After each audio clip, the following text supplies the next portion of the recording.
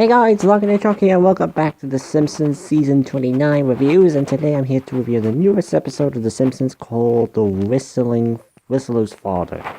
In this episode, we follow two separate plots.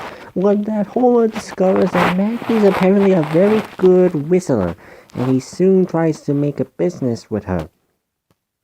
That's really about it, really. It's a Homer and Maggie plot, really, to be honest, and well, Maggie hasn't really been used as much as, say, the other Simpsons, so it's good to see that Maggie is used, as a main plot in this one. I mean, I know the next episode will have her as a main plot of a segment, but, that's non-canon. For this one, it is canon, I suppose, and, it's good to see. Homer could have been a lot worse. I'm not saying he is bad in this episode. He actually does have some good moments in here, but he doesn't try to, he may try to fool people by thinking he can whistle.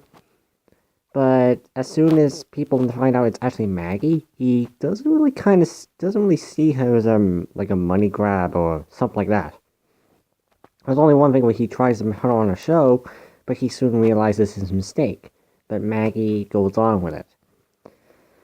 So, yeah, that's kind of one of the plots. Another plot is that Marge seems to be mocked by Helen Lovejoy and some of the other women in Springfield, or well, mothers, because of her art. It seems to be bad. She tries to actually do some better, and while they may not appreciate, like it, or mostly Helen Lovejoy, Fat Tony comes in and tells her Marge that he needs help with a decorator for his building. As soon as Marge makes more, though, she soon realizes that Fat Tony is kinda lying and doing something else. He's doing something with her decorating, but it isn't what she expected. To be frankly honest with this one, this episode is pretty okay.